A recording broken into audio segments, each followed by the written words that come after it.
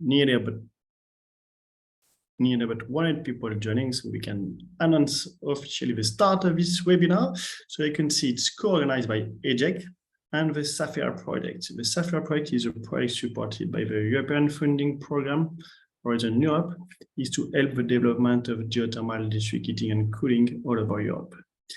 So the event today is about how to develop successful products and also business models, because indeed, if you're familiar with geothermal district heating, there were traditional business models, but now we are seeing really a revolution with a lot of innovation in business models. So it's really exciting to see today this development and to hear from distinguished speakers what about this business model. So we have about 2 hours of discussion, and here the agenda of the day. So myself, I'm Philippe Dumas, Secretary General of EJEC. I will just do the moderation with a short introduction. The first session, indeed, is about how to develop a geothermal district heating project. The first speaker is Miklos Antic, Director of GPCIP in France and GeoFED also. And we have activities all over Europe, and he will share with us lessons learned from successful project management. The case of Paris, where you have indeed in Paris 40 years of geothermal district heating project development. After, we have a pleasure also to have Michel Meyer from Service Industrial of Geneva in Switzerland, indeed how to develop a project in a greenfield, so in a non-developed areas, and here we'll hear the case of Geneva. We will move to Frank Schaff from Netherlands. He will present us the case of Amsterdam metropolitan area. So indeed, in Netherlands, you have a good development of geothermal heating project, large systems, not only for greenhouses, but no, we will also look at in urban areas and the case of white spot. The last presentation of this session is from Attila Talaman from GeoInnovator, a company in Hungary, and he will present also what is the development of project in Hungary with the market condition they are facing there. The second session is about business models, and here we have 3 speakers with 3 different talk. One on public-private partnership model, the case that ENGIE is developing in France.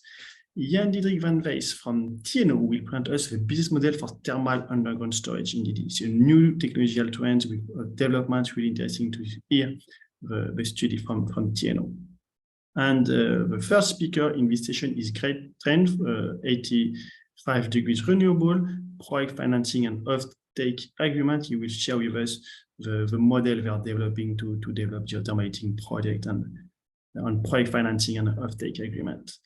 So I say we have a bit 1 hour for each session, and my introduction now close with this announcement. For the first time this year, we will organize the Geothermal District Heating and Cooling Days 2023. It's a 2-day event with excursion. So mark your calendar, 19th to 21st of September in Aarhus in Denmark.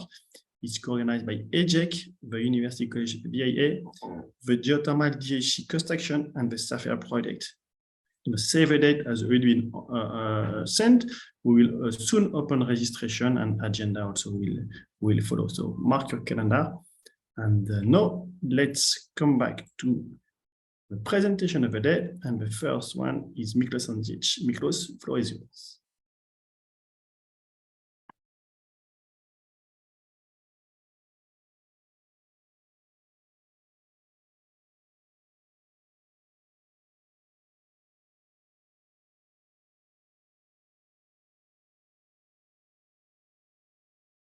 Yeah. Ladies and gentlemen, good morning and welcome to this webinar. I'm honored to come back and talk to you about the Paris Basin geothermal development and project management, which we are carrying on since more than 50 years now. And my company is involved since 1989 in this process. Well, what I'm going to tell you today, it is to just give you an overview of the resource settings, development history, which proves quite really interesting if you look in time, technology which is needed to harness geothermal resources in the Paris Basin, the innovation which we have put in place during the years in order to maximize productions production and assure sustainability by anti-corrosion wear concepts, and speak about economics of the geothermal district heating, because district heating is not only about drilling wells, but it's also about constructing geothermal networks and retrofitting these ones. And then I would just touch an idea of what is needed to be successful. And then I will come a bit to conclusions, which will be more oriented to the resource, not as much to the grid infrastructure, because myself, I'm a petroleum engineer by training and involved in everything which is below the earth. So anyway, the Paris Basin, as you probably know, it's a large sedimentary basin in Europe, and here you can see a cross section from east to west, from the Vosges to Normandy, and here you can see the Paris. And if you look at the lithostratigraphic sections, we can identify 4 reservoirs, which is the shallow tertiary aquifer, the lower Cretaceous aquifer, the main reservoir, the Dogger reservoir, which is exploited, and the Triassic, which is not yet exploited, but it's going to be explored soon. Well, most of the development in the area addresses the Dogger reservoir. This is the 4th in the sequence. You know, geothermal is like a house with many stories, where you have many aquifers, so you can have many candidates and applications all over the same place. Well, what do we have today as a status? We have 51 operations. We are producing 3.5 gigawatts thermal a year. There are more than 1 million people benefiting of geothermal heating, which covers 49% of the heat demand. These are coming from the French Association statistics published this year. Well, what we are looking after in the future? Well, you can see that the development is quite dense. There is not a lot of place now to place new operations, which are consisting in a geothermal doublet. So we are looking at, we did an inventory in-house, and we are looking at about 30 doublets in the close area of the Paris Basin. Of course, there are other parts of the Paris Basin which extend a bit to the north, or even to the west, but the west is very challenging because it's characterized by rather low transmissivity and high risk. And then, of course, exploration of deeper aquifers will be the next step, but here we need a lot of resources to go with a sound exploration program and really find these resources. Well, if you look a bit at the history of the Paris Basin, it's a bit the history of a human being, which goes from the birth to the infantile disease, the teenage learning, maturity, and sustainable development. Well, first geothermal doublet was drilled in 1969 in Melun-l'Allemont. Then we have faced the first oil shock. Then in 1977, the Geothermal Act has been faced by the government. And then in 1979, we had the second oil shock. Then we had in 1980, the administrative framework set up and 5 doublets completed. Then, well, we see that between 1980 and 1999, we had already 50 doublets completed, but no one knew how to handle thermochemistry of this, and then some of them went on very poor productivity and costed a lot of wells. There are a lot of money. 3 Trias wells were drilled, but they were a failure because reinjection could not be completed in this one. Then what we see that 21 damaged non-economic doublets were abandoned. That means out of the 50, so we left almost with half of the infrastructure. However, in the meantime, innovation came into place and started solving the problems which led to the failures previously announced. At that time, it was very much encouraged the cogeneration, gas cogeneration. So geothermal became a baseload resource, providing constant flow rate and temperature, and for major heating, gas cogeneration motors, engines, or turbines were installed. This has been abandoned in time. As you probably know, gas prices became discouraging and did not pay out. This principle of getting much more heat out of the resource was replaced by the the application of the heat pumps, which optimize resource utilization. Well,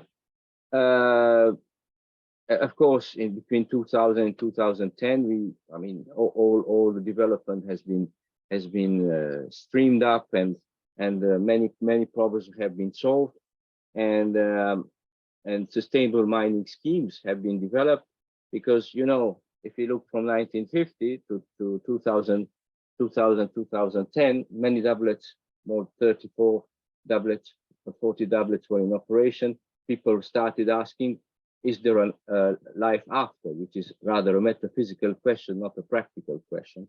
So we had to answer a bit to this, how to convert these exploitations into future mining schemes or production schemes in order to sustain production over the next 25 years on the same site, and serve the customers with geothermal heat. Well, here is a bit the sustainable vision. Here I'm speaking here in this chart, which has not been updated. We are speaking at the target of 2,000 gigawatt thermal. Well, as you see, we have exceeded that, and we are going to go more for 4,000. Well, this is a bit of number of wells which have been drilled over the years. You can see that has been a big boom in the 80s, and then there is a big stagnation, a big gap, and mind you, this big gap also shows the skills which we are missing today when we are building up again new infrastructures, because during 20 years we had no drilling. Engineering bureaus were rather limited in a small stream, and now we have to deliver new projects, and the skills vanished in 20 years. So this is another topic which we have to work a lot in developing skills for geothermal in order to deliver the objectives of the future development. Well, drilling has resumed in 2008, and then it continues. This chart stops at 2021, but we can see that we have an average of 4 operations, 4 wells drilled a year in the Paris area. Where we are working in densely urbanized area, in a park, in a park, or in a high traffic density, or in densely populated urban area. You can see that you have to set a big equipment, a huge drilling rig in a very small place to accommodate, and then you have all the environmental constraints which works with it. Here is a historical photo of a workover rig on the bank of the Seine, and in the background you can see the Eiffel Tower. But this is just for the history that even in Paris intramuros you could work, but no longer. The other major constraint is the availability of surface for drilling. So this is becoming very challenging to set up compact rigs in the future. Well, there is no secret how a geothermal district heating scheme works. It is like producing from a production well, both wells are drilled from the same platform. It was not the case in the early days, but now it has been changed. The same platform deviated at a certain angle. I'm going to talk to you about the architecture later. And then there is a heat exchanger. The heat is taken up to the secondary grid, distributed to the building, and then re-injected into the source reservoir. Well, most of the operations, or all of the operations now, I have no knowledge of having artesian flow operations, are operated by electric submersible pump, and then they all benefit of injection wells. Well, how do we satisfy the heat load for a project? It is a typical project for a resource which has 64 degrees C, which flows at 3,100 cubic meters per hour, and it has on top a 2 megawatt rated heat pump. So we can see that geothermal could cover 56% of the heat load alone. Then with the geothermal and heat pump can go to 69%, and the geothermal heat pump plus natural gas in this part of the year will need to cover the rest of the heat load. So we still now more and more systems are getting with less and less gas, but still gas is not yet eliminated. From the reservoir perspective, from the resource exploration perspective, our practice goes from the exploration part to the feasibility. Well, exploration is done, of course, in areas which are less densely exploited. So we have to retreat the seismics, do the geomodels, and then do a lot of modeling in order to site the new wells.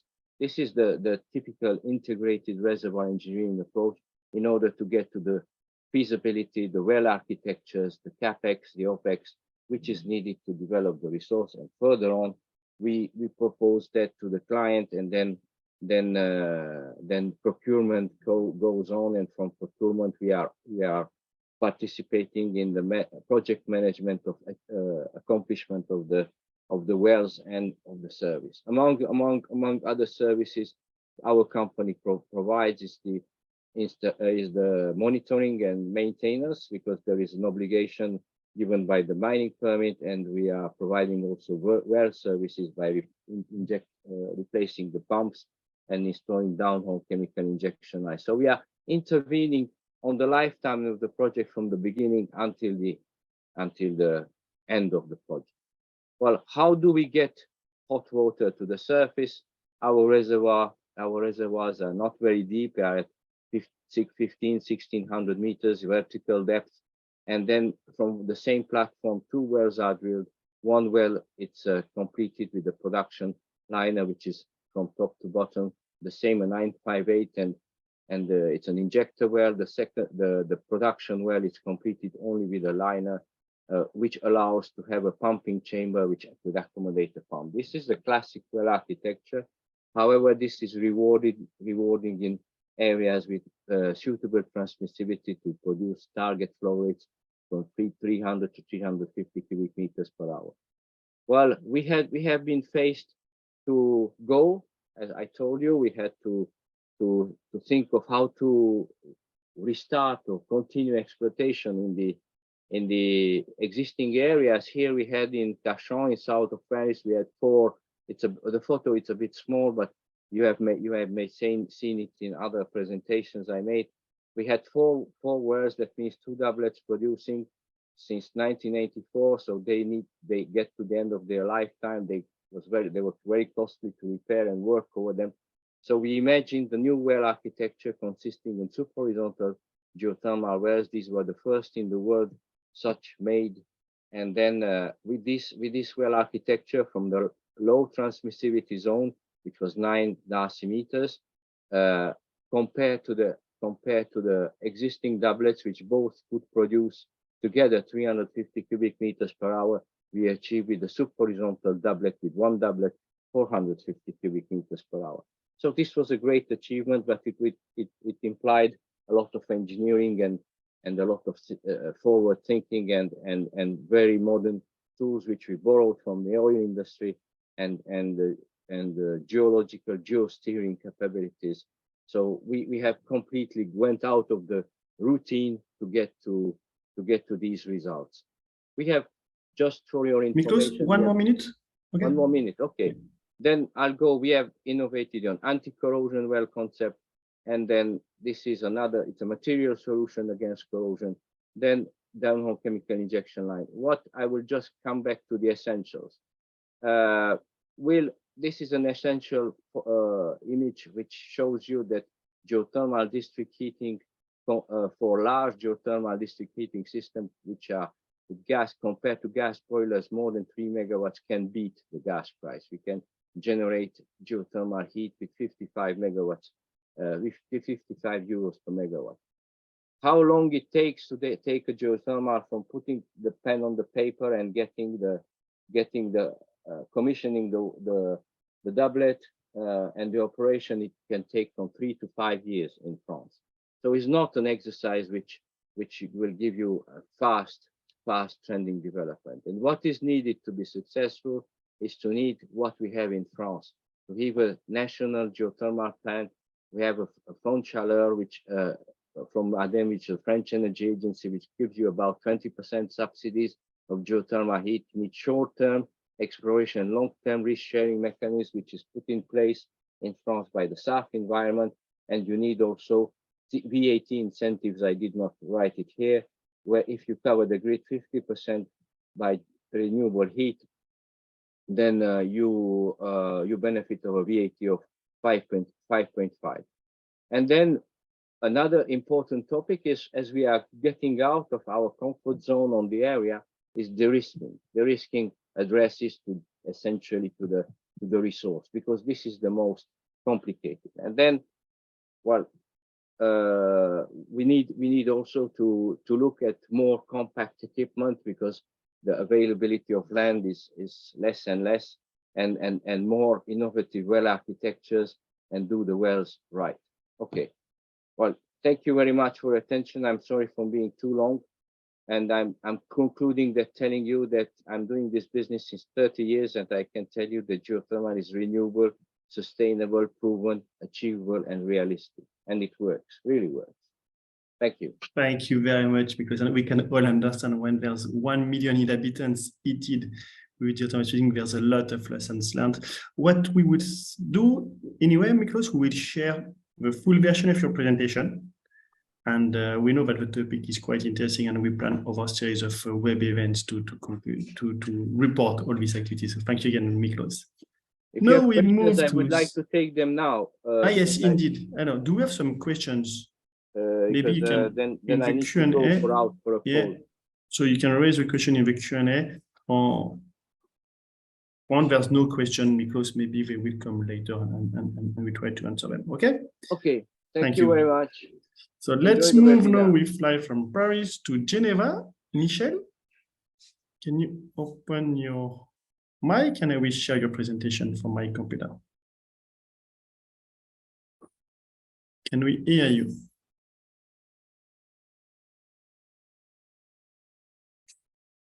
You're muted, Michel. We have an audio problem with Switzerland. Do you hear me, Philippe? I can hear you. Perfect. All participants can hear you. I'm sharing my screen, and you can start your presentation. That's great. That's great. Thank you. I'm so sorry, because I got some problem with Zoom, and I don't have the vision. Actually, I'm just on the phone, but I'm sure you will manage it, Philippe, very well. And well, I presume that you have the first slide on the screen with the title. Is it? You are right. Okay, great. So just I'm going to show you Philippe, you are not sharing the screen. Sorry? Just one moment. Yeah, now. Great, thank you. So I'm going to present you what we have done in Geneva during the last 10 days. SIG, the Industrial Services of Geneva, is a fully public company.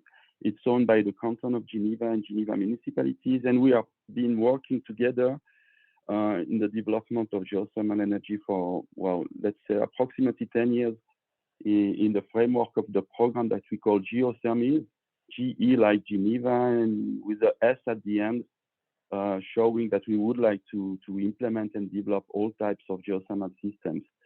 So if you have the slides too, well, geothermal energy seems to have a very great potential in Geneva and could cover more than 25% of the city thermal needs. And well, we would like to develop some low, medium, and great depth projects. It's already well in the market. The closed loop system, the heat probes, heat probe fields are very well developed in Switzerland. That's why we focus mainly on geothermal hydrothermal system at low temperature, low depth, but also medium depth projects. And well, in order to give a chance to this thematic, we've decided to work across the board. We have decided to work in a very transversal way, not only on the geological exploration stuff, but also on several other aspects like legal framework, transboundary coordination, data management, and so on. And that was really useful to do this way, because, well, as we don't have any oil and gas tradition in Switzerland, there was many things to do for, well, institutional, legal framework, market development, and so on. The next slide will show you that, well, actually, the title of the talk was referring to the fact that we have started from scratch in Geneva, and that's right in terms of geological exploration. But actually, on the other hand, when it comes to developing thermal networks, we are not starting from zero. There are thermal networks infrastructures in Geneva, and we have decided to invest heavily in this area with the most 1.5 billion Swiss francs to be invested over the next 10 years to develop the thermal network infrastructure in Geneva. And the planning of this network development is quite ambitious. If you have the map, you see that you see in orange the sector where the thermal networks already exist, and in the yellow and green what we are going to do in the next decade. And well, next slide. And we are developing infrastructure thermal networks, but we would like to develop also geothermal energy outside these large interconnected infrastructures.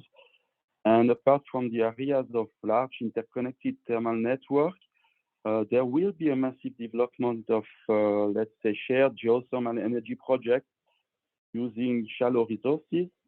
We have drilled more than 150 wells at less than 100 meters of depth, and we carried out a lot of pumping tests and so on to obtain and to up-to-date the hydrogeological map.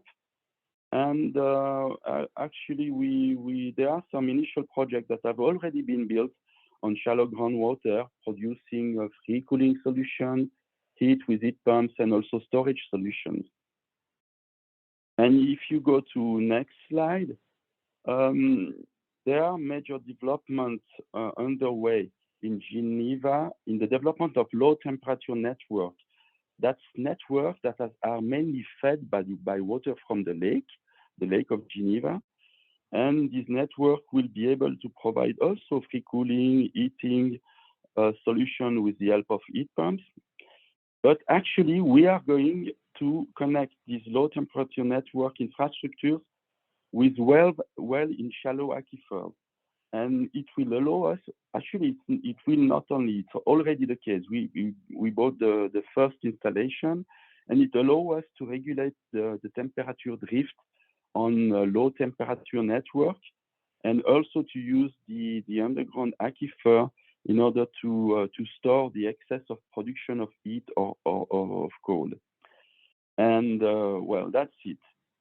If you go to next slide, you should have on upper right side a map, and the area shown in red, that's the zone where the major district heating network will be built or are already done. And that's in these places that we would like to implement medium depth geothermal energy. Actually, today, these networks are already supplied by heat from waste incineration. That's already the case today. And we are in the process of building a new waste incinerator plant that will make the use of waste heat better. And we have also project to recover heat from treated water from sewage treatment plant. And we also have projects to supply it from waste wood and other biomass. But actually, that's in this zone that we would like to develop this medium depth geothermal energy, as shown by Miklos before in Paris. And we have already carried out two first exploratory wells, one at 700 meters of depth and the other one at 1.4 kilometers of depth. And if you go to next slide, there should be an animation. I don't think, Philippe, that I gave you the PowerPoint. You might have the PDF, but actually on the left-hand side, you should have a water jet showing the result of the first drilling operation. That was really interesting for us. We encountered an artesian flow of more than 50 liters per second with a water of 33 degrees, with water being used between 500 and 700 meters of depth. And well, that gave us very encouraging results for the future. And then we drilled the second well. We assumed to drill in a very different context, geological context, just to better understand the geology of the Geneva Basin. And there we got a lot of very important geological information, but actually that was less good in terms of productivity. The flow rate stayed very low. And it was very important information. And actually, if you go to next slide, that was the beginning of what we decided then to launch. We decided to launch a major 3D geophysical campaign, which by the end of 2021 has covered approximately 200 square kilometers of Geneva and also of the French municipalities surrounding Geneva. We decided to cover the most dense urban areas. That's where we would like to develop medium depth geothermal energy. And actually, we decided to launch this campaign that was done by the French supplier S-Cube because of the result of the two wells. We saw the lateral heterogeneities. We are looking for fault zone in the limestones. And actually, we needed a really higher resolution of cartography of this faulted system in order to place the well at the right place. So if you go to next slide, this geophysical campaign lasted 5 weeks, but actually it represented approximately 2 years of preparation for us because, we implemented the nodes and the vibration on approximately 20,000 plots. And the sensors were deployed on more than 65,000 points. And we had approximately 40,000 points of vibration. And actually that was really, that was carried out at a frenetic pace with almost 200 people in the field working in parallel. And that's why it was really interesting for us to benefit from S-Cube highly innovative technologies. And because that enabled us to work simultaneously with approximately 11, 12 vibrator trucks. And it allowed us to cover a large area in a short space of time.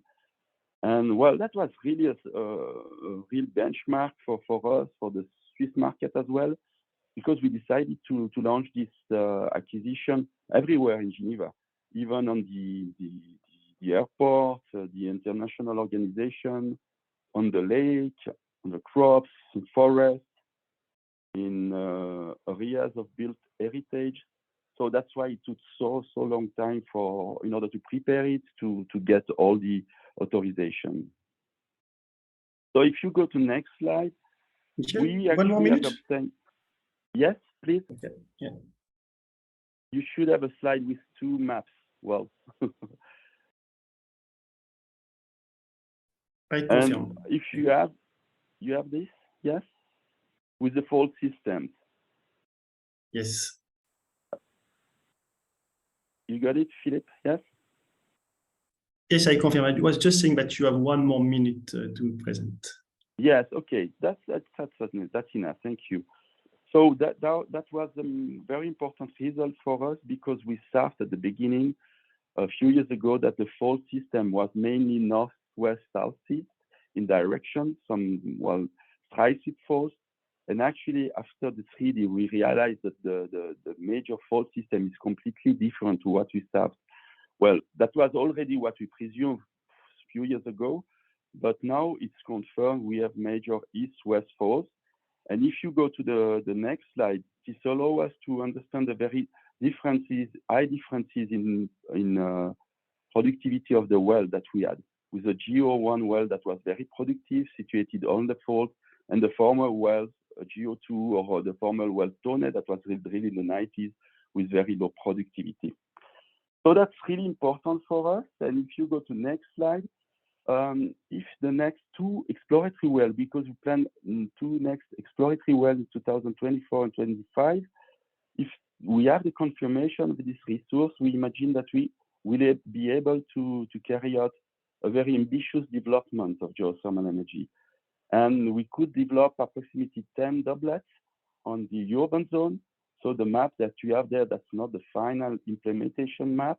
This is a conceptual vision, but it shows you the type of organization we could have if the resource is there. And if you go to the last slide, this slide shows the cumulative mix of, well, we have 2 networks in Switzerland, but in Geneva, but if we put the 2 networks together, it shows all the energy sources will be stacked up by around 2050, that's at 2046. And the main base will be made up of heat from waste incineration, but it will be topped by medium depth geothermal energy. That's what you have in orange. And actually, geothermal energy could represent between 400 and 500 gigawatt hours per year, and will represent approximately 30% of the heat mix in this network. So that's what I wanted to show to you. Yes, I had the last slide. Thank you for your attention. And well, if you have any questions, don't hesitate. Thank you very much, Michel. Indeed, we were able to make it. It was a very clear presentation. There are some questions, but I'm collecting them, and at the end of this first session, we will report. Okay? That's it. Okay. So now we fly from Geneva to Amsterdam, and I give the floor to you, Frank. Thank you. Please, yours. Okay, Philippe, thank you very much. I'll start my presentation. Let me see. This.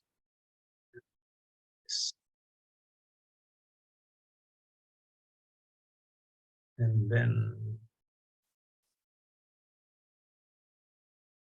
with this. Yes.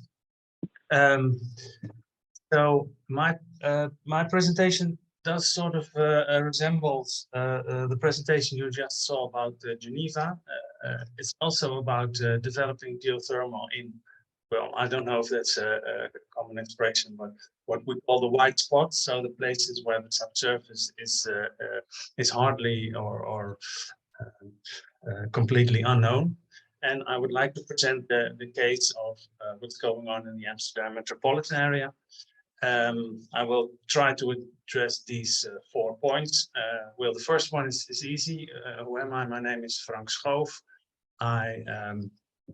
I'm currently assisting the province of North Holland to promote and develop geothermal projects in this province, focusing on the Amsterdam metropolitan region, MRA, as it is called in Dutch. So what I'm doing, or what we are doing with the small team, is mainly identifying the necessary public support for, let's say, for project developers. So we are not developing projects ourselves. We are mainly trying to set the conditions so that others can do that, and also provide counseling to mainly municipalities, drinking water companies, and other more or less public institutions, to help them, let's say, deal with geothermal projects and deal with geothermal project developers in a way. I will address what's going on in the MRA and speak a bit about the public role and how we are about to proceed. And as it is said here, first of all, I have to apologize for the many sheets I have in Dutch, but I'm sure that you will, a bit of explanation from my side, you will understand what's going on. Well, this is the Netherlands, as you may recognize. In the red circle, or what is it, left, you can see what we call the roughly the Amsterdam metropolitan area, the MRA. which is not surprisingly, of course, firstly densely populated. It's a white spot, very limited surface data, and also with very limited options for sustainable heat. So there's a great need for geothermal. The alternatives are, let's say, expensive, or perhaps I should say, also expensive, and also not readily available. Let's say the focus of my presentation, or the focus of the attention that we have, is therefore on built environment. Even though in the south there are greenhouses where geothermal is also a viable option, as now I see it. Focusing a bit more on the area. Well, first of all, to the left, as a sort of bonus, you see here some data about geothermal energy in the Netherlands as a whole. There are 36 doublets currently producing. Together they produce 6.8 petajoule. Well, there are some other data. There's some other data with the million cubic meters of natural gas that are. On the right, you see the MRA. That's the lower part of the picture. You also see in lighter green the exploration permits that have been given. In a way, these permits are given, how shall I say that, in advance, because, like I said earlier, the subsurface is unknown. So the permits are very tentative in a way.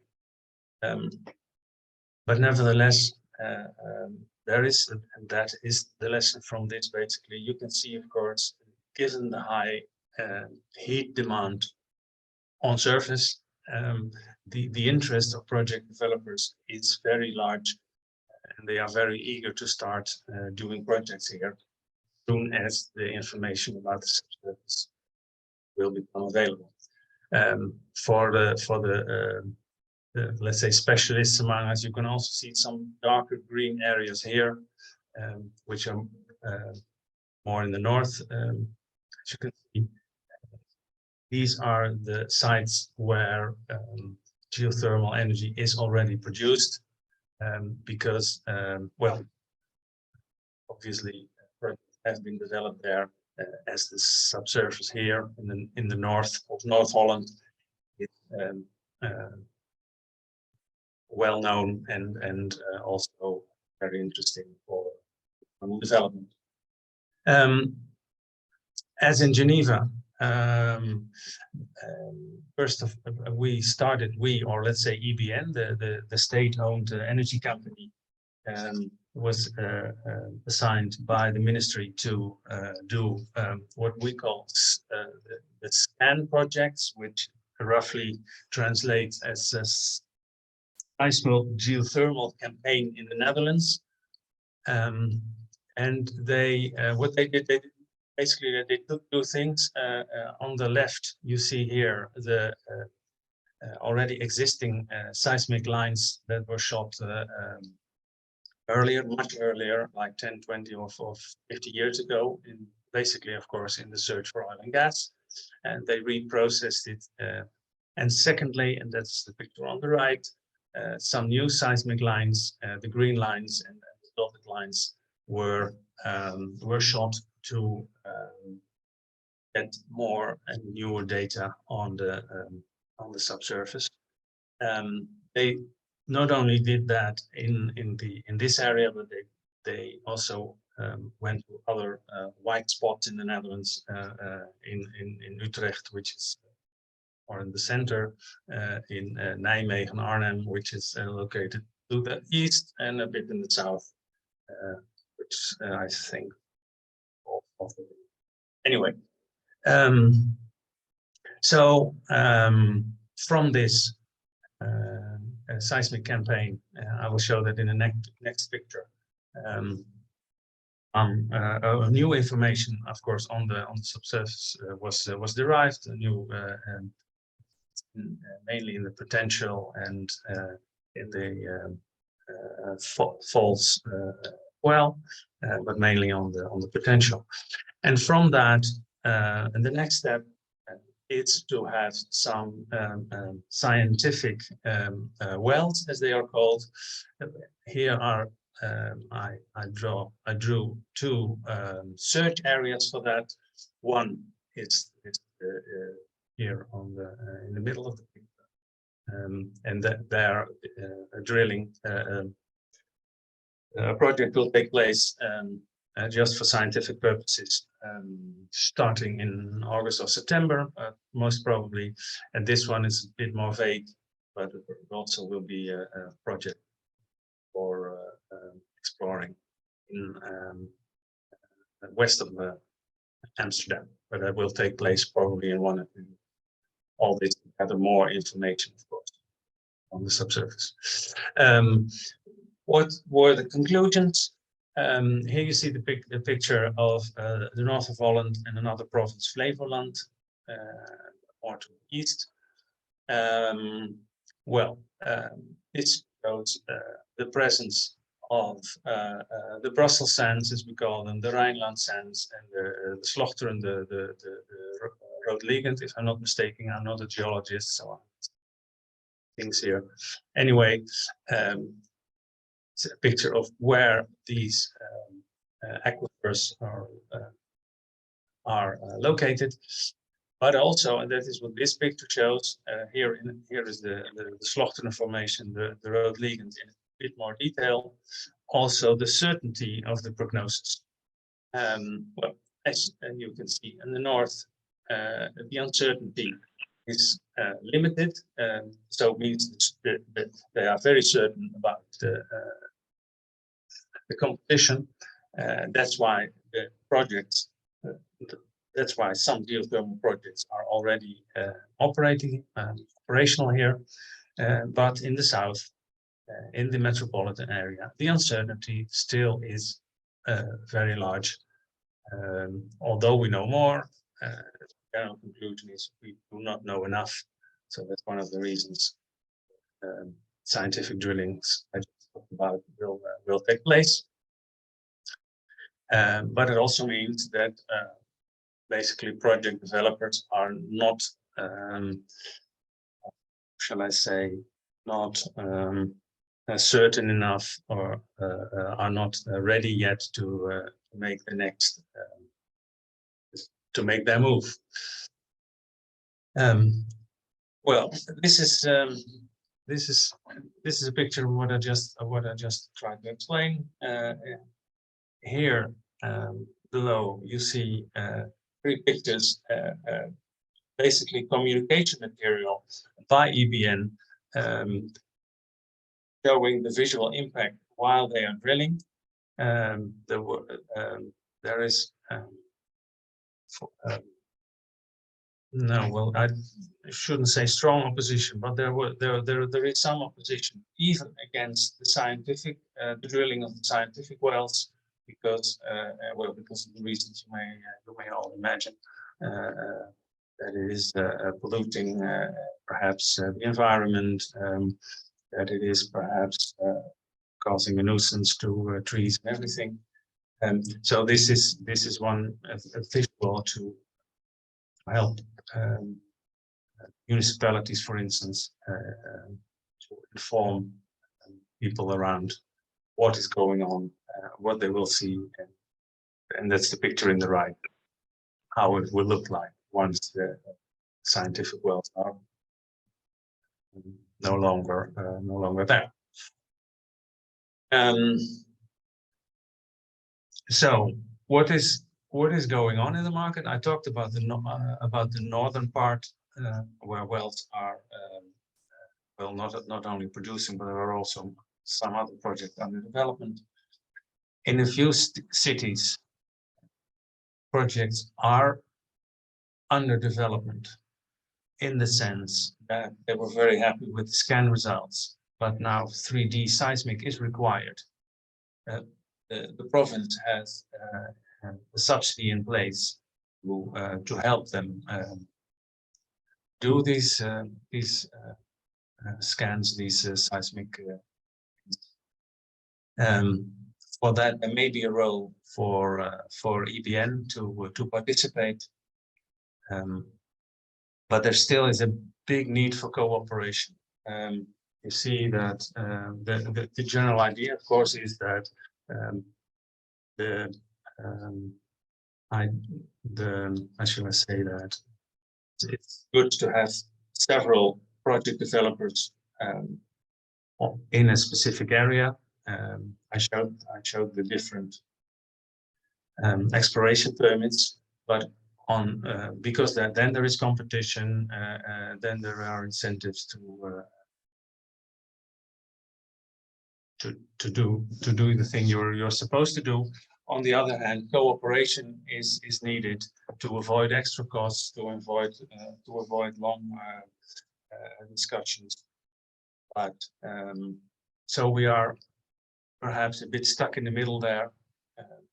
And when compared to Geneva, for instance, you see that there is more top-down approach, and here there's a top-down approach. On the one hand, the government or municipalities, etc., are funding 3D seismic. On the other hand, there are also a number of project developers involved who what they can do. So that is basically what I've tried to write down here. There are several initiatives in parallel. There is no formal cooperation yet. We see that cooperation is needed to improve this test rate. For instance, on joint interpretation of the results of these different seismic campaigns, and of course the results of the wells that are being drilled. That does mean that some projects will have to wait for the results of others. So that's the situation we are at the moment. How can we align them? How can we make sure that nobody gives up, basically? But on the other hand, that some wait and some go first, but share the results with others. And of course, there also is still is the difficulty that uncertainty about the offtake has to be reduced. That does not work. That doesn't apply to Amsterdam, where there is a big heating network already in place. So offtake is no problem there, but in many other for many other initiatives, offtake is a problem. We know that district heating is the best solution for these cities, but as the district heating is not yet in place, it's a matter of aligning to make sure that this is aligned. I think municipalities are now somewhere between enthusiasm and fear. Some are very enthusiastic about these developments. Others are a bit more, let's say, in the fear phase, afraid of what might go wrong or what opposition they might encounter. So we are trying to overcome that. Well, there are a lot of other issues, of course, I could or perhaps should have talked about to give you a big picture. I will name only one here. That is that municipalities are overloaded. They do not only have to deal with, let's say, geothermal energy, decide if they think that's a viable option or not for their city. They also have to deal with heat transition in a wider sense. They also have to deal with things like where do we get the sustainable electricity from, etc., etc. But of course, we carry on, and we are sure that in a few years' time we will have the first well in this area as well. and we are sure that many will follow.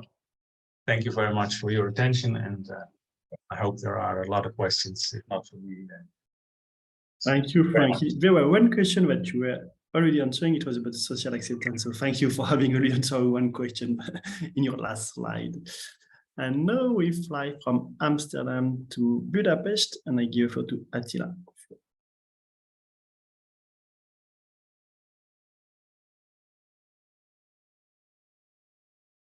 You're muted, Attila. We cannot hear you yet. Oh, sorry. Perfect. Thank you very much, Mr. Chairman. It's not easy to be at the very end of the session, but I would like to very briefly summarize our project development references from Hungary, and I would like to keep the 10-minute time limit. So just very briefly to summarize. The title of the presentation is Developing a Project in Hungary. The co-authors are Dr. Csenge Dian from Vinergy Ltd. And Mr. Attila Kujbus from Geothermal Express Ltd. And from also the EJEC board. And my name is Dr. Attila Talamon from GeoInnovator Ltd. from Hungary. The table of content of my presentation, I would like to talk about the project development in Hungary, and as well as the geothermal profile analysis, and of course the consumer's profile analysis in Hungary, and finally the challenges in development district heating projects in Central Europe. As you probably know, the generations of the different type of district heatings are in the timeline in Hungary and in Central Europe. Nowadays the energy costs are in the focus. These costs are stochastically changing, and of course, all of the projects, so all about the money in our projects, and not only economic issues, but environmental and sustainability issues are becoming more important in our projects. In this slide, you can see this timeline. In Central Europe and Hungary, the current situation, so the existing situation is between second and third generation district heating. So there are a lot of tasks to develop in the Central European region, and our task is to develop the preparatory work of the different geothermal system projects. So in Hungary, we have to work on move to the fourth generation of this district heating system using geothermal and the renewable systems, and using energy storages as well.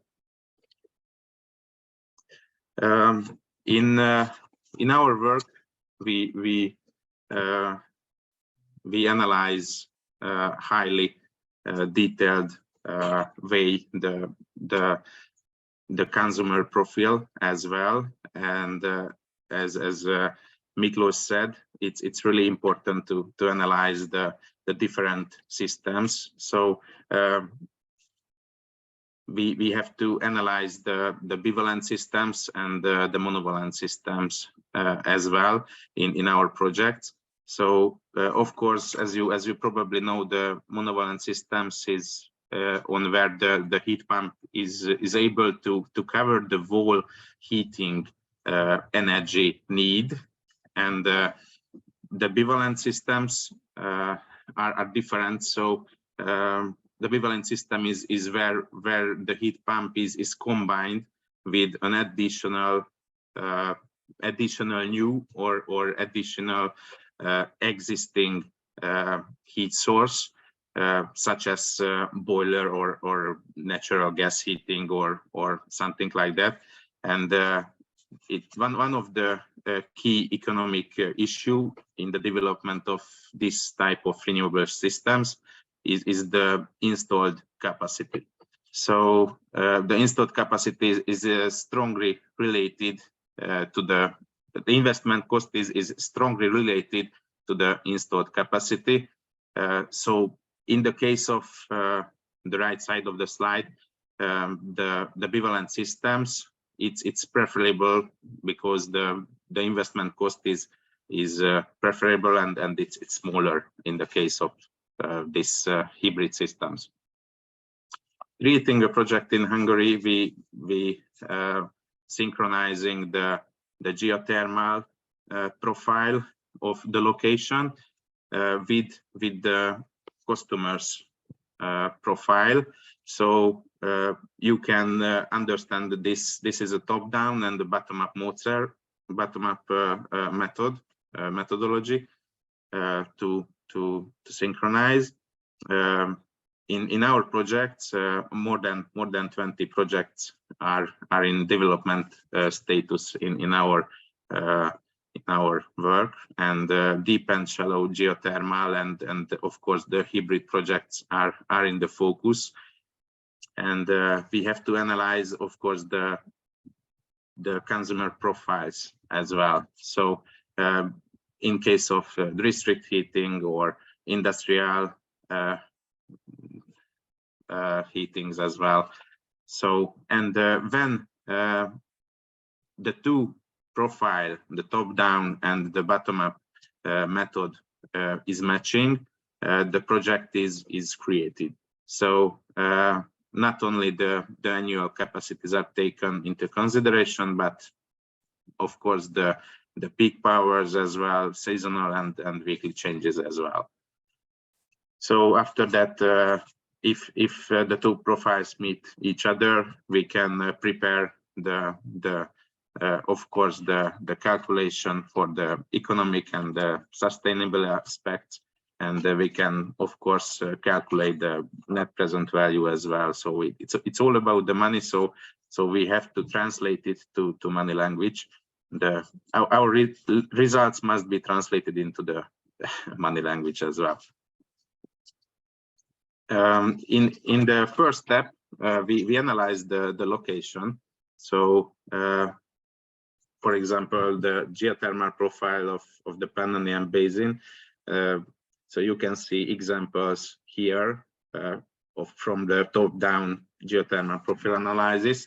So we analyze the location. You can see examples from sandstone reservoirs and the cross-section of the basin and the determination of the reservoir parameters as well. And you can see CT analysis, of course, in an example from fractured carbonates. And there is a missing picture on the bottom. It's interesting. I don't know why. Oh, great. So this is the 2 or 3-dimensional modeling in fractured reservoirs in fractured carbonates. After that, we can analyze, of course, the consumer profile, so the energy need of the location. You can call it as a bottom-up method. And in our projects, this 20 project in development phase, we work with municipalities and industrial companies as well.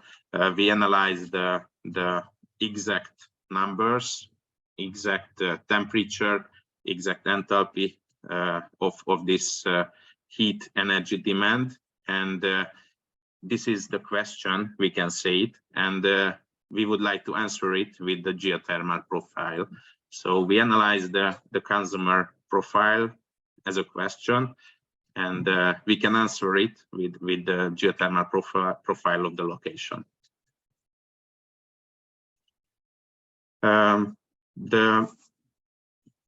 Summarizing this method in Hungary, we we also can summarize that all of the capacities have to be increased because there are a lot of projects in this phase, and the project generation and development is to be accelerated. So in the last few years, the utilization of the geothermal energy doubled in Hungary. This decade, the utilization has to be minimum tripled.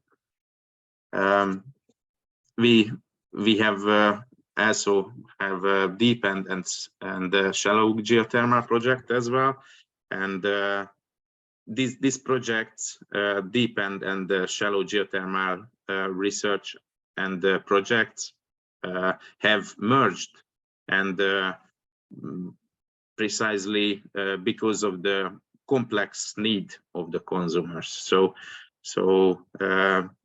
the challenges are changing. So in the deep geothermal methods, larger drilling capacity is needed, and the financial resources are needed for the existing financial models of municipalities and industrial and agricultural heat consumers as well. And in the case of shallow geothermal, deeper wells are needed in our projects. So the location has limit, and so far the deep of the probe was maximum around 100 meters, but nowadays we need deeper wells, so we need high capacity of 200 to 300 meters deep wells. So the well planning and the implementation is changing as well.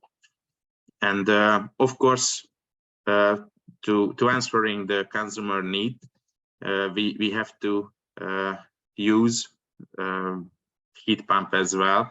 So high temperature heat pumps are needed. So around 150 centigrade is needed in our projects in Central Europe and Hungary.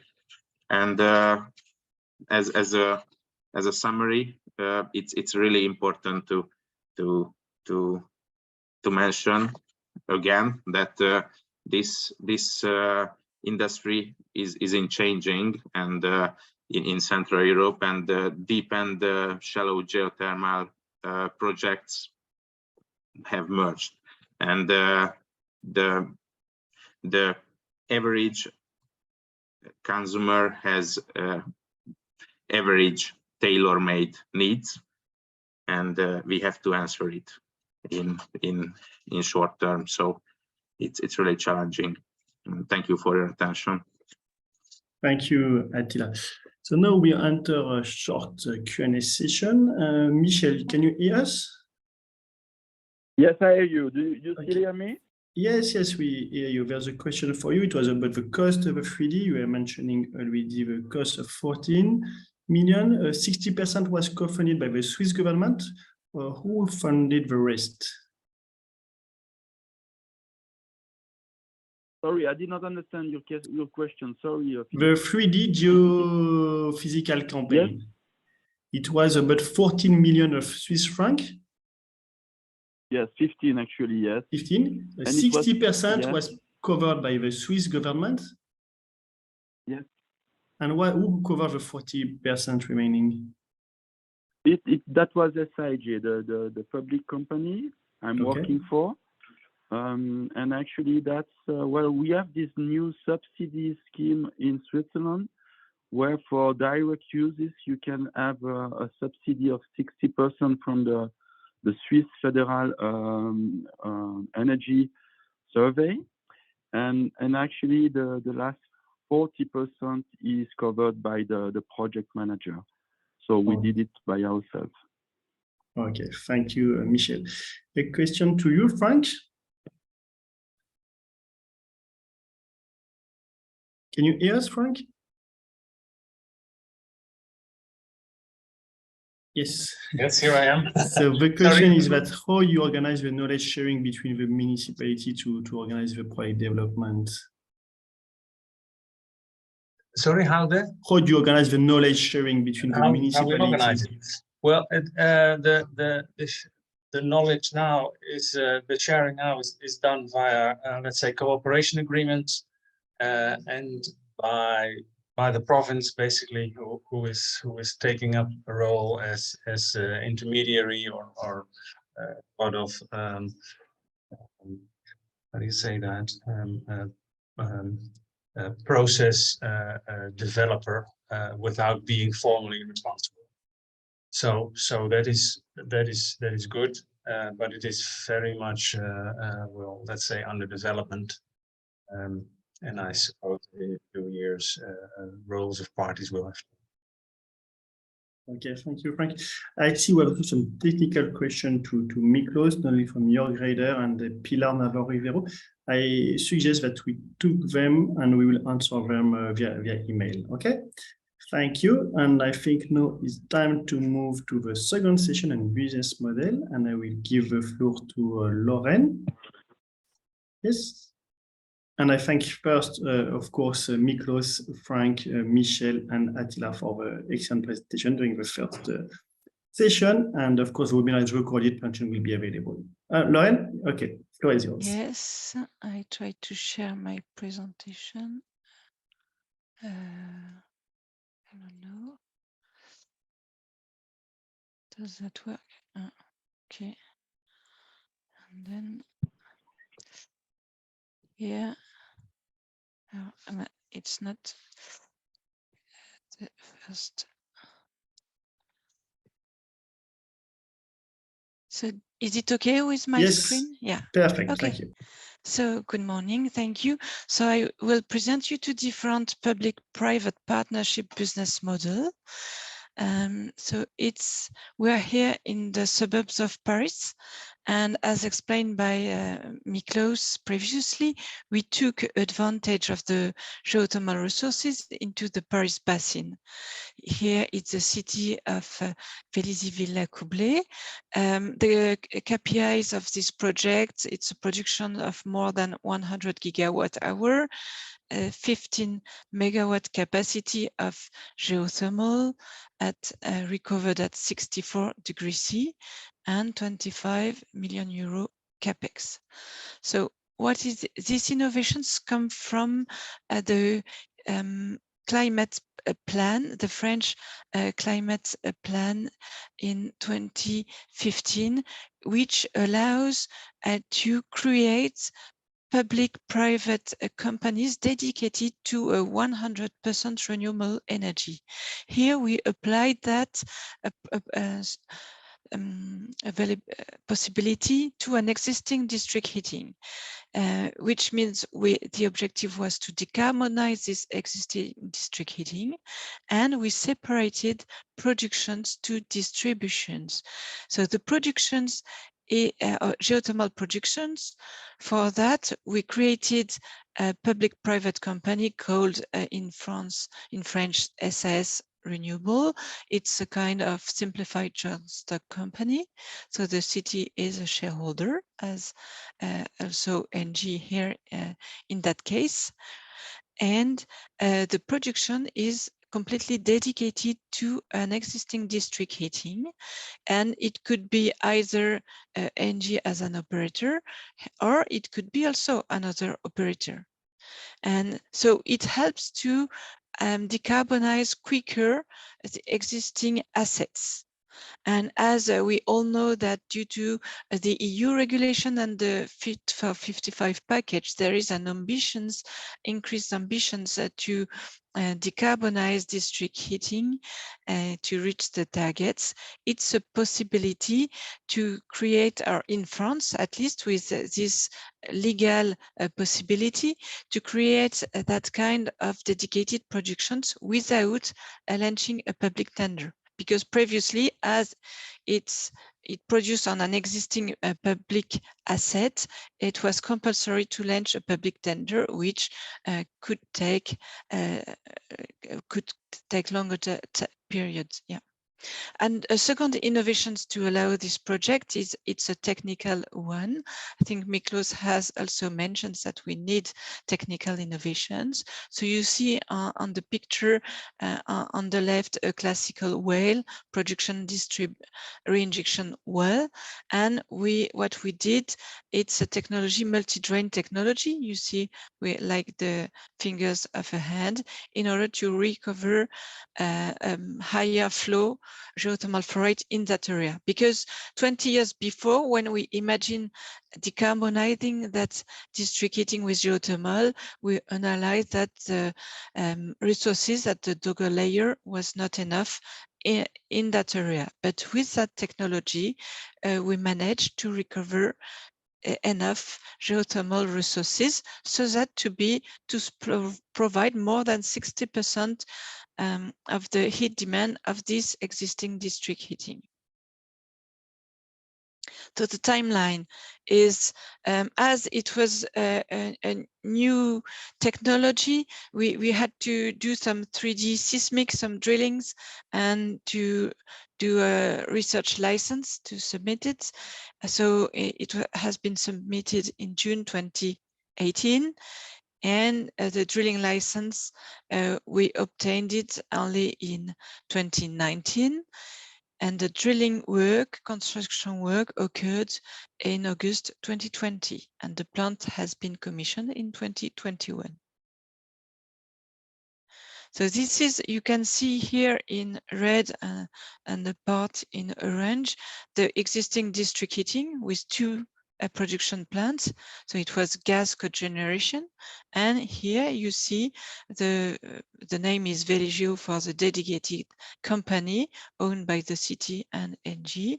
And we cross the high road and we produce directly to this plant, to this existing district heating. The only thing is that this district heating was at high pressurized hot water between 120 and 160 degrees C. And so we had to convert this network into low temperature to be able to recover the heat from geothermal.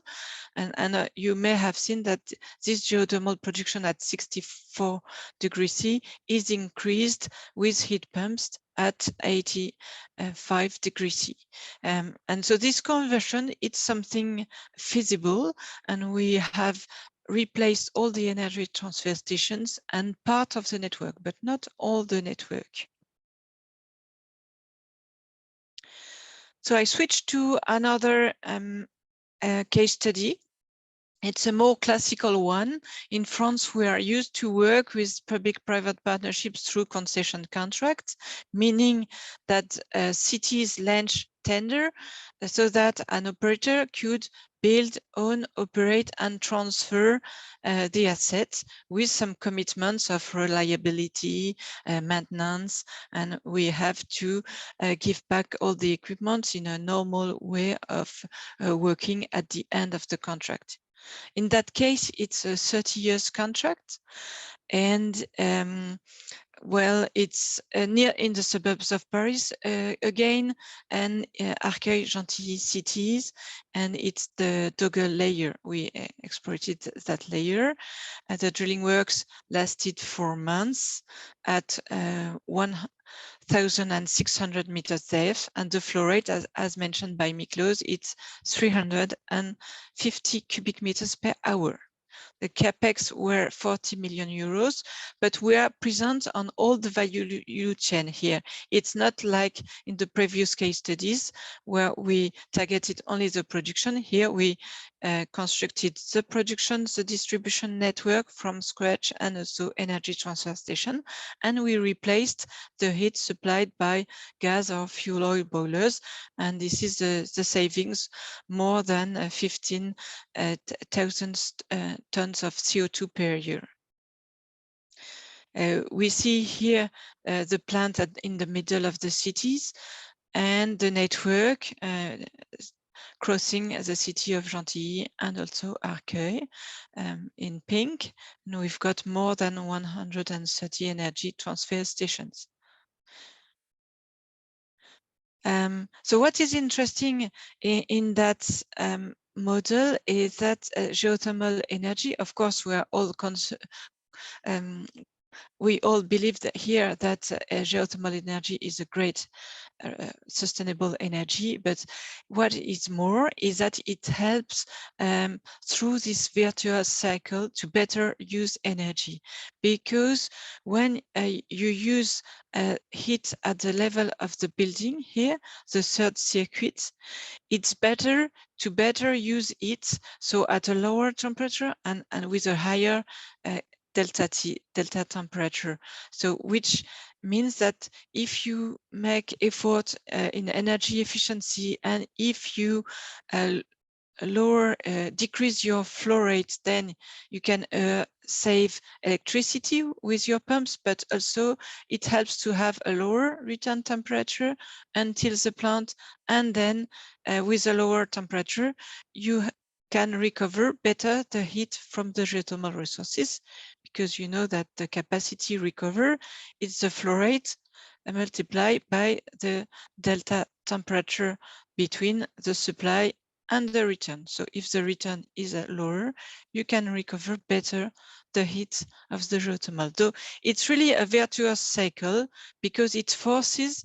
I worked when we created that network, even if my company was not responsible of this network into the building, we help for free the buildings to better use, to improve without big investment and only small technical adaptations, or just sometimes regulation, change the way they use the heat here at the level of the building, and it helps to better recover geothermal resources.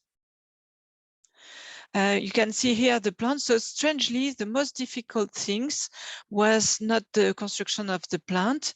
Here you can see the production well, the reinjection well, but of course everything is underground. And there is a room for geothermal equipment. Here, the heat exchanger, which recover the heat from geothermal. And you can see the reinjection pump, because the production pump is below, inside the ground. And we've got heat pumps here. You can see me during commissioning with my teams, and backup with gas. So that classical business model is completely different from the first one, because it's a greenfield project. We are present all along the value chain.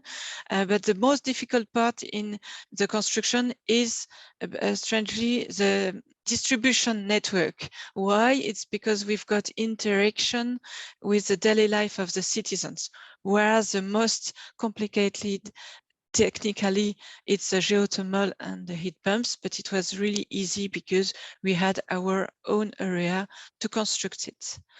And so this business model is also interesting, because all the assets at the end of the contract, it comes back to the city. The cities are the owners of those equipment, and they can relaunch a tender or operate it themselves at the end of the contract. And the cities, they take advantage of the skills of an operator, and it's because they don't have those skills, and also maybe not enough people to implement such projects. And it allows also to benefit from a competitive price for the heat to a whole city, and mainly social housing, public buildings, but also private buildings at a competitive price. And also what is important is it's a price which do not vary a lot with electricity or gas energy. And so during the Ukraine crisis or the COVID period, where prices moved a lot, then the citizens were really very satisfied with this price, which is price of heat, which is quite competitive and also stable. That's all for me. I don't know if you've got questions. Thank you, Lauren. If you have some questions, if you want to go directly to the Q&A, you can answer them writing your answer, but we will collect all the questions for a Q&A session. And now, and giving the floor to Jan-Dirk van Wijs from TNO, we are listening to you to know the business model, not for the district heating, but for the storage part. Yes, thank you for inviting me for the this webinar. I will start my slides.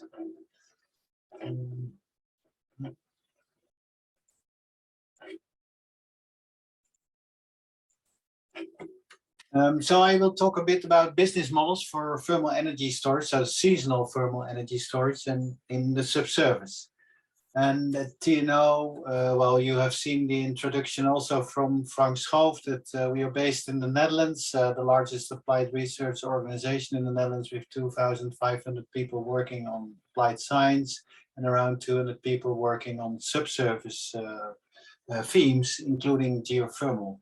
As you have heard from Frank Schoof, geothermal development in the last 10 years has been rather rapid and successful. We have around 26 geothermal plants with geothermal resources developed from 1 to 3 kilometers depth, with production temperatures up to 100 degrees, used for district heating, up till now mostly for greenhouse heating. The prices are competitive, so we are, and this is similar to the Paris Basin development, because most of the capex involved for drilling resources at 1 to 3 kilometers depth is related to drilling costs. We also have, because you have large uncertainty in flow rates, a very successful guarantee fund, which ensures the risk for failures for low flow rates achieved for reservoirs. And also what was important prior to the Ukrainian energy crisis is that there was a good feed-in tariff, for which allowed you a guarantee reference price of around 50 euros per megawatt hour. So this has been up till now very successful for the development of geothermal in the Netherlands. This was also similar to or connects to the slides which were shown by Frank Schoof earlier.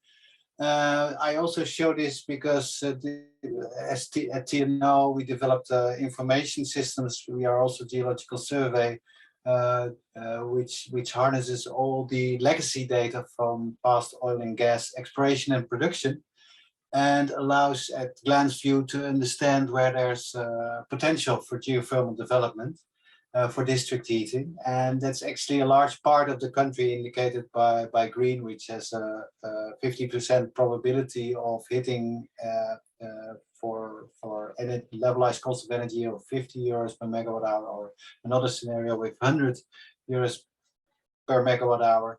What is 50% probability of hitting a good resource, which is with, of course, if you raise your levelized cost of energy, which this 100 euros per megawatt hour was the minimum market price for energy over the last year. Now it's of course lowered again up to more on par with the 50 euros per megawatt hour. But it shows a tremendous prospectivity for geothermal, which is also reflected by the exploration licenses and the ambitions for geothermal growth in the Netherlands in the future. That's not the topic of today in this talk. What I would like to focus on is the added value of seasonal thermal energy storage. And this comes into play in two ways. First of all, that if you look to a geothermal production, it serves basically as a base load. You can produce all year round, whether the consumer demand is mostly in the wintertime. So you would like, if you can seasonally store your energy, then you can produce all year round, and the levelized cost of energy potentially go down. This also is, of course, in conjunction what you can do with heat pumps, and of course in conjunction with the complexity of heat networks and other storage facilities and other sources of heat, which can also generate swing in your heat profiles, in your heat supply. So to start with a simple and very successful case where we did not have that many complexities of the heat demand, this was a demonstration project executed in the northern part of the Netherlands at ECW, which is a greenhouse, which was at the greenhouse facilities. And there was already a successful geothermal plant, and this has been connected to high temperature subsurface seasonal storage facility, which is stored in aquifers at around 200 meters depth. And it has a capacity of around 20 gigawatt hour thermal energy storage, seasonal storage. And this works very successful. So the subsurface works well. It allows to produce all year round the geothermal source and to store the heat in summertime and produce it back in wintertime. And this potential for seasonal storage in the subsurface is also, of course, well recognized by many studies. But what I would like to emphasize especially is that if you look to the alternatives of seasonal thermal energy storage, that is extremely limited what's available. Basically, the only alternative which you can think of is e-fuels, which are or e-fuels or hydrogen. But those are, of course, hydrogen is generally more expensive. In the Netherlands, we are in a fortunate situation that we have aquifers where we can store these in, at the heat, where we can develop the heat storage. These aquifers can be developed at relatively competitive prices for that purpose, because the wells you need to drill are just a couple of 100 meters depth. And also including all the facilities, the capex of such systems is limited to around a few million, which you then have a storage capacity, which is very large because it's an open system, which is in the order of 20 gigawatt hours, like demonstrated at ECW. And of course, if you look at this cost price at around 20 euros per megawatt hour, the scale of 20 gigawatt hours, then you're talking in view of an urban setting of this is sufficient for 1,000 or more households to provide heat, seasonal heat. And what's also nice of the aquifer storage is that you have a very high storage density. So because you can, you have a vertical column of around 20 to 50 meters available where you can store that heat. So the density is around 40 kilowatt hours per cubic meter, which translates, if you take that column, to 1,000 kilowatt hours per square meter. And if you think of a household which needs around 10,000 kilowatt hours a year, then you just need the aerial space of a bedroom to provide all the heat for year round, to store that in the subsurface. And so you can use it to provide swing when you have a base load of geothermal, to store it in that way. But you can also use waste heat from industry, which, for example, again in the Netherlands, we find interesting business perspectives to harness that heat, especially if you have industry intensive areas like the Rotterdam area, where we have the harbor and a lot of refineries, but also a lot of industry producing waste heat, which then can be transported and stored in the subsurface aquifers at competitive price levels. So in a nationally funded program in the last 4 years, we developed capabilities, and this is what we call the design toolkit, to be able to connect all the different sources of renewable heat, but also storage facilities, the network, and also other complementary sources of heat and cost aspects, and etc. And we also looked in more depth, apart from the methodology, to be able to analyze the cost aspects, also to look at the subsurface suitability of aquifer energy storage. And what you can see here is how what is actually needed. And I would like to make the point, this is also very representative for the remainder of Europe if you're in a relatively young sedimentary environment, which is the case for most of Northern Europe, for example, also in the Paris Basin, but also in Germany and Eastern Europe, including Hungary, actually. So in these young sediments, what is very important that the sediments are very permeable, that they have a high hydraulic conductivity, that you can achieve very high flow rates from your wells, which do not require a lot of pumping power. Otherwise, you put in more energy for the storage with pumping than you will ever get out from the heat. So that for this hydrologic conductivity, you need a specific thickness and properties so that they are rather porous. But you also want them, of course, to be at a depth range which is sufficiently shallow, but also not too shallow to store high temperature heat. Then you also, to avoid conflicts with drinking water, in the Netherlands, we look at brine, so the brackish or saltish water. So we also need to have that information, and also to include complementary aspects such as faults or protected areas for drilling or drink water reserves.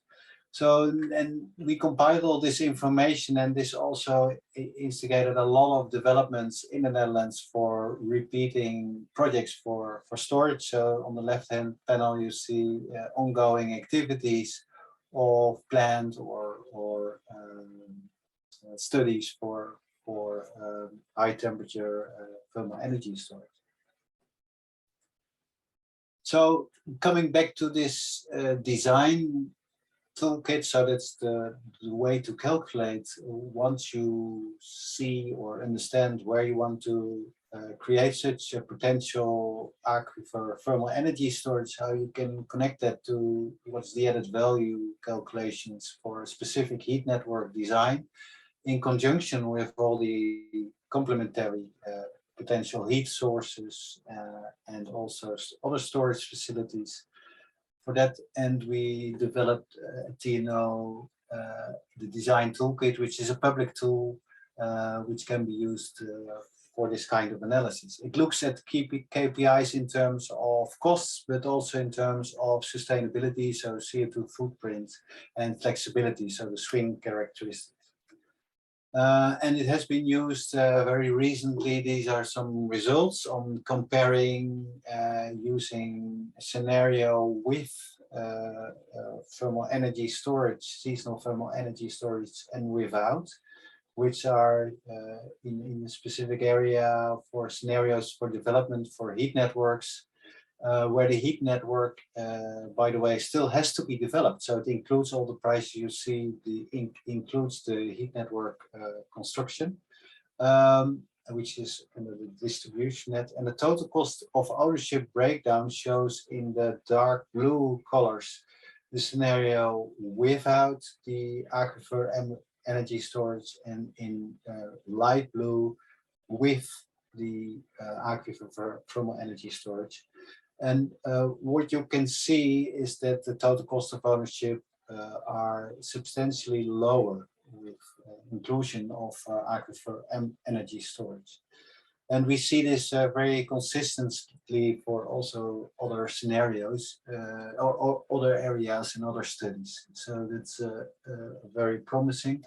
And then another point I would like to make, because of course seasonal aquifer storage really helps to exploit better the heat, which either waste heat or geothermal heat from geothermal energy sources. But you can also use it very effectively for power balancing. And one example is that if you have PV installation, PV overproduction, which we see a lot in summertime, and this is really a seasonal overproduction, that you could use that PV directly and also in an off-grid approach to funnel that towards heat pumps and produce high quality heat in summertime, and then obtain it back in winter for your heat generation.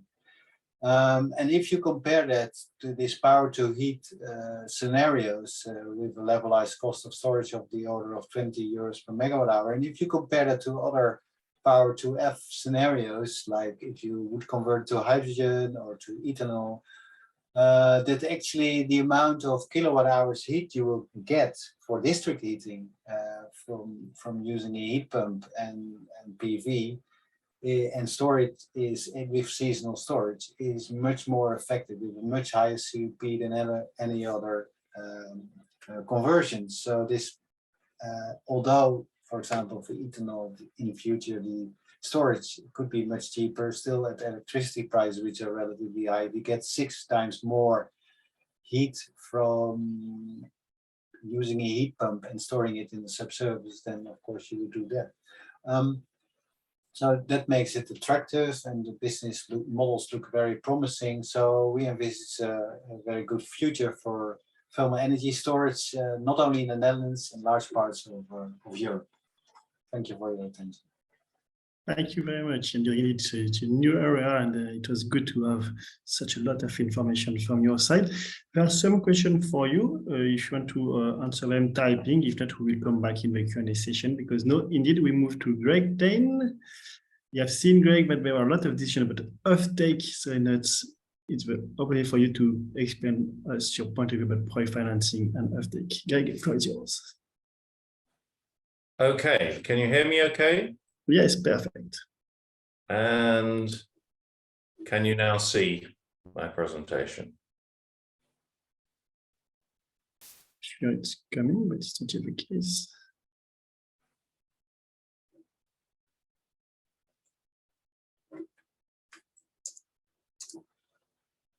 You can try again to share screen. Okay, let's try again.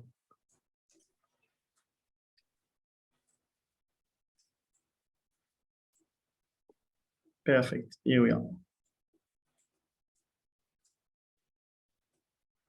Still there? Yes, still there. If you can just swap to have a full presentation mode. Ah, right, that's what I wanted to check. Okay, let's just go there. Perfect. All right, a little bit of background. 85 Degrees Renewable is a company set up 3 years ago, and it's very much focused on projects in Holland at the moment. We are fully funded for the next few years, and we start in September drilling somewhere between 16 and 24 duplexes over the next 3 years. So we're going to be a very large part of expanding the geothermal energy in Holland. For the purposes today, I was asked to look at the financial side, the offtake of geothermal energy, and financing projects, i.e. where to get the money.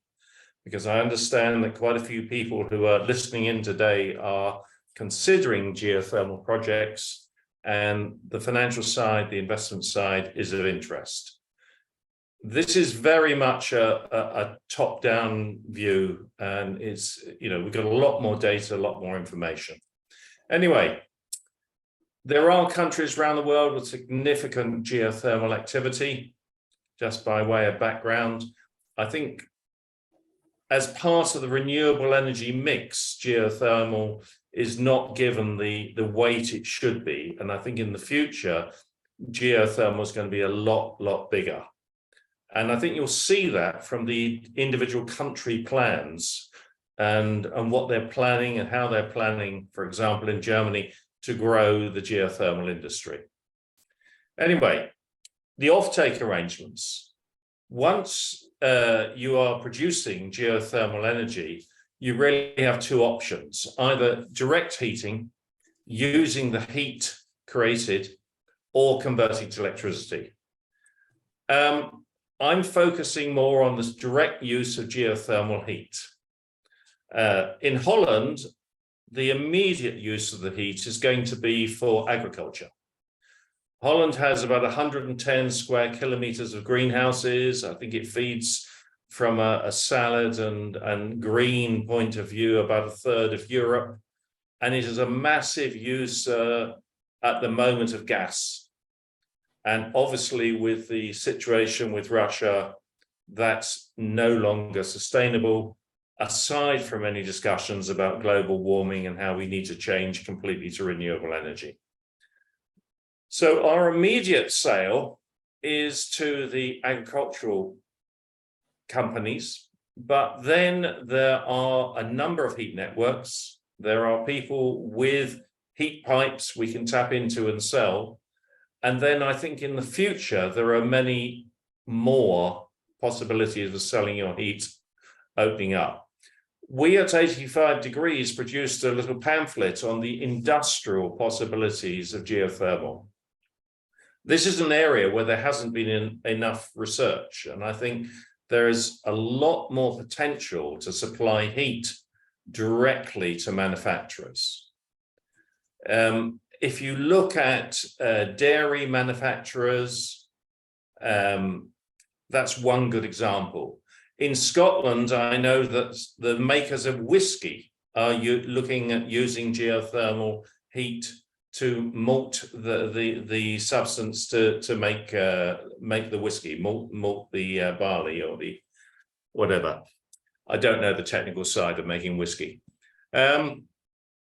But I think there's a lot of potential. Now, we are negotiating with a couple of major worldwide companies to review all their factories and to give advice on the potential for geothermal to fuel the energy requirements of those factories. Finally, I think the big area where geothermal can supply the energy is residential. 50% of all power in the world is used for homes.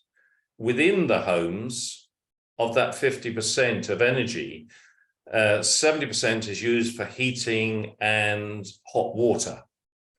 A very large amount of this could be supplied throughout Europe from geothermal.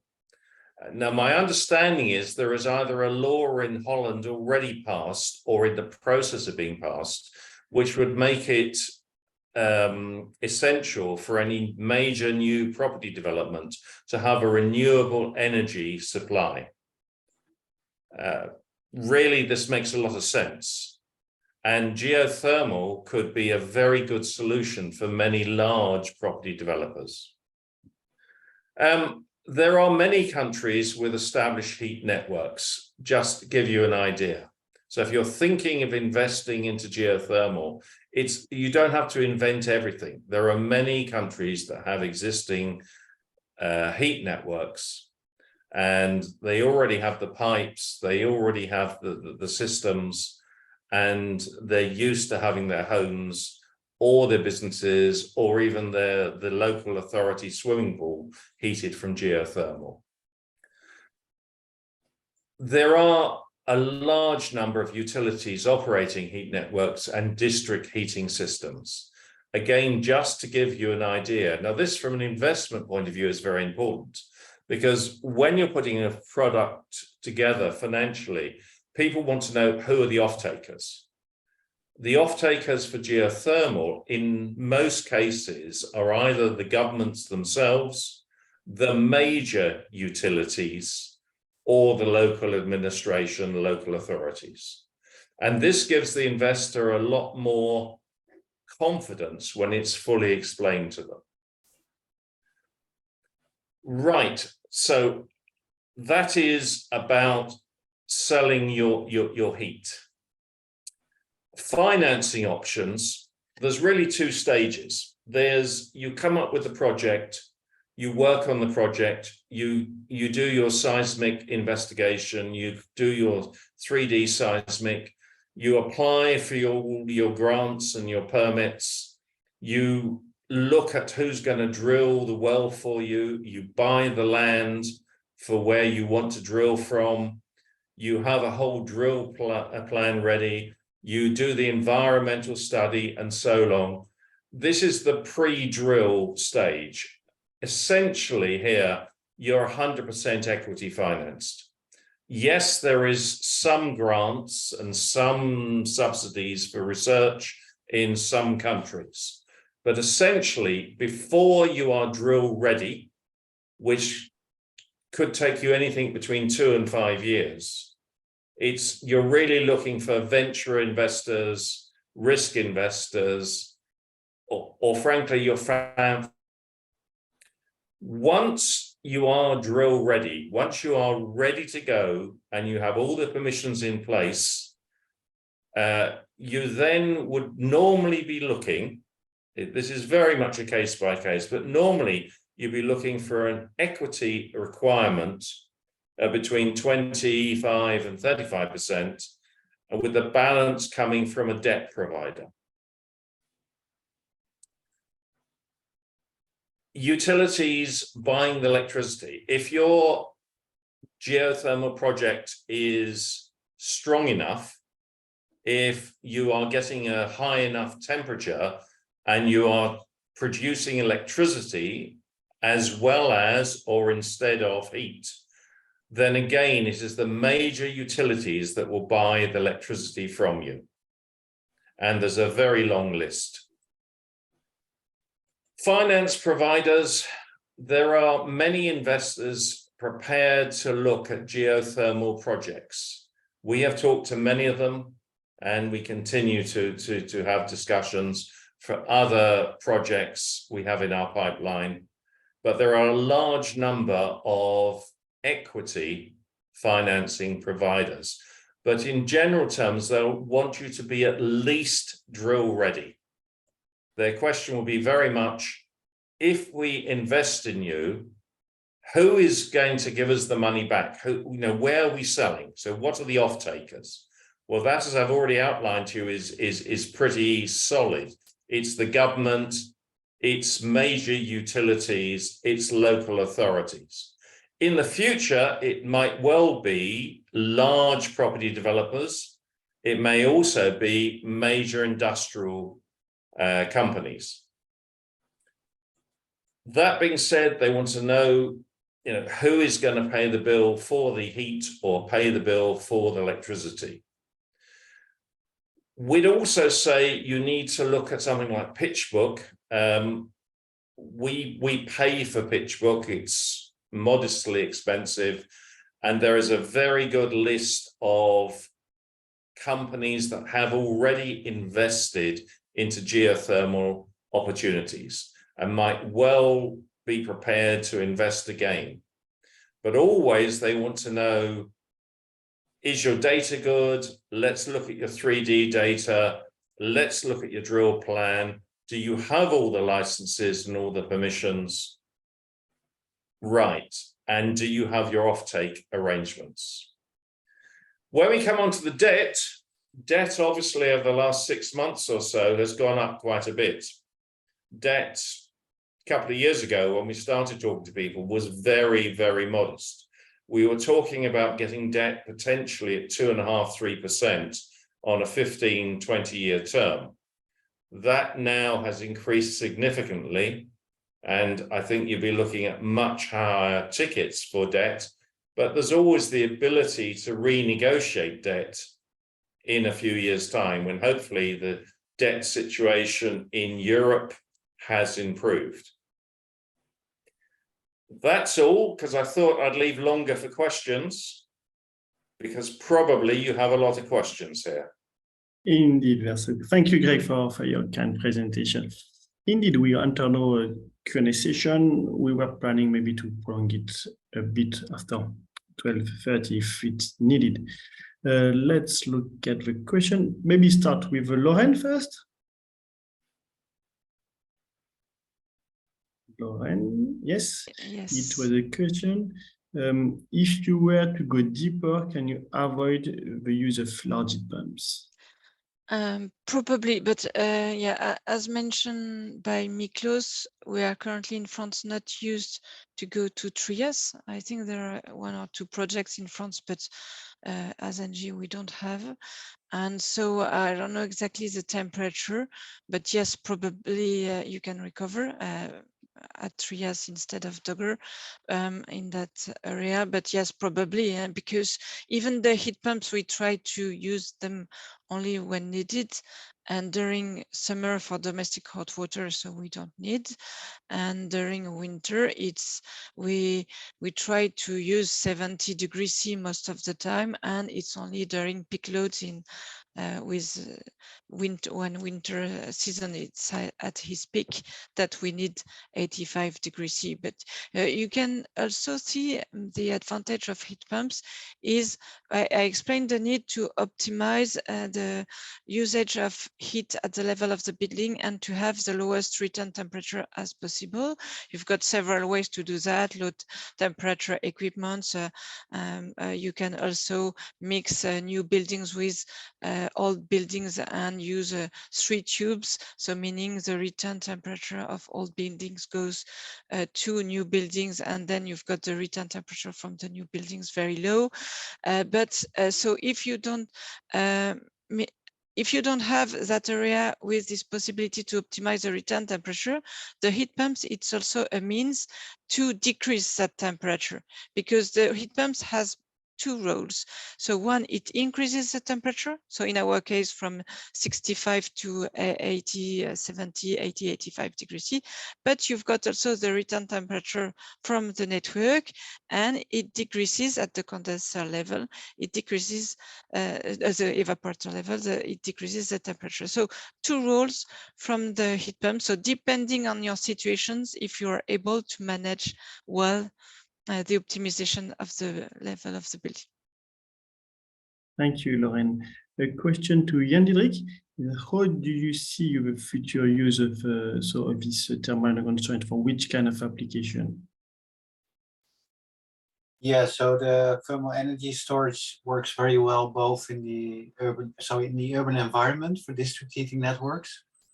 And of course, so this can be connected both for waste heat streams, which are available, or for geothermal heat sources, or PV, or other heat sources.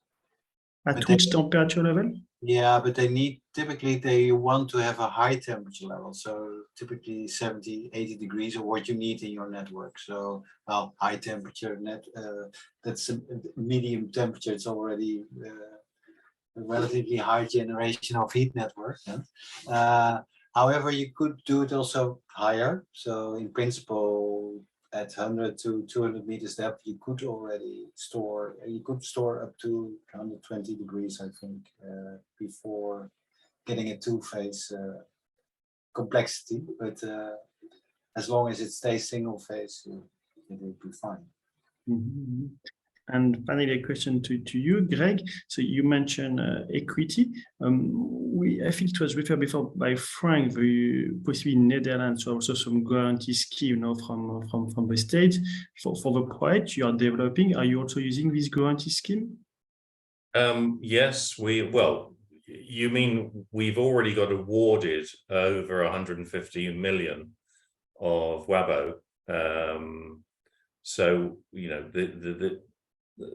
we've applied for the minimum payment back from the government, but also in Holland, the government will be taking 40% of every business. And that again is a way of governments effectively investing. They pay the real cost. So if we've spent 100 million, the government come in as a 40% shareholder and they pay 40 million. There are, aside from Holland, where we're active and we already have our drill program, we're looking at most other European countries just to build our pipeline. And there are different grants and different amounts of money available, as you know, in most countries, because I think you do a number of useful reports from the association. Yeah, indeed, and we hope to see the developments all over Europe. Good, you refer to the document. Indeed, we plan, normally we are finishing editing next week, the publication of the market report 2022, reporting all the data, and we hope to have a webinar session to present this market data before the summer break. I know that there are some technical questions in the Q&A. I collect all of them. I'm not sure we can all answer them orally because they are quite technical. From the panelists, do you see one last intervention you want to make? Well, I think the future for geothermal is very solid. And I think people should remember there's been 20 or 30 years development in solar. There's been 20 or 30 years development in wind. I think as you see more investment coming to geothermal, things will improve. One of the obvious areas is that at the moment, you need quite high temperatures to create electricity cost effectively. But I know a number of the equipment manufacturers are working on systems that will produce electricity at 120, 110 degrees in a cost-effective way. And these kind of improvements, also closed-loop systems, plasma drilling, all will make it more effective and better for the world. Thank you, Greg. Indeed, it's always good to have this positive note at the end of a webinar. Indeed, now it's time to conclude it. I really thank all the panelists. It was great. We had also great attendance with more than 150 people joining in general. So really thank you for your attendance and for this great webinar. We wanted to do that for quite some time, and I think it was timely to do it now. In the second semester, we will organize probably also another one, maybe a bit different, maybe more on project financing, because it's quite important to see this project realized, to have the funding there. I was also mentioning at the introduction that we also organize a physical event, not only webinar, to follow this event on geothermal circuiting business models. I invite you in Aarhus in September in Denmark. So mark your calendar, 19 to 21st. Save the date was already sent some weeks ago, and now we will soon open registration and report you the agenda. Last but not least, we have a last webinar already organized. It's a complementary topic. It was touched a bit in the first presentation by Miklos, is how to have a data for successful geothermal project. It's on Thursday, 6th of July, so the 10:30 to 12:30. First session on geothermal resources and classification, the UNFC resource classification, also the SMAP World Bank database. And after the second session is about how to acquire new data for geothermal project, and we will see here some talk on this topic. The market report webinar is not yet announced. We prefer first to publish it to be sure the date of publication, but when it's done, we will also organize a web session to present you the market data. Thank you all for your attendance, and I wish you a good end of a Friday afternoon. See you soon. Goodbye. Thank you. Thank you.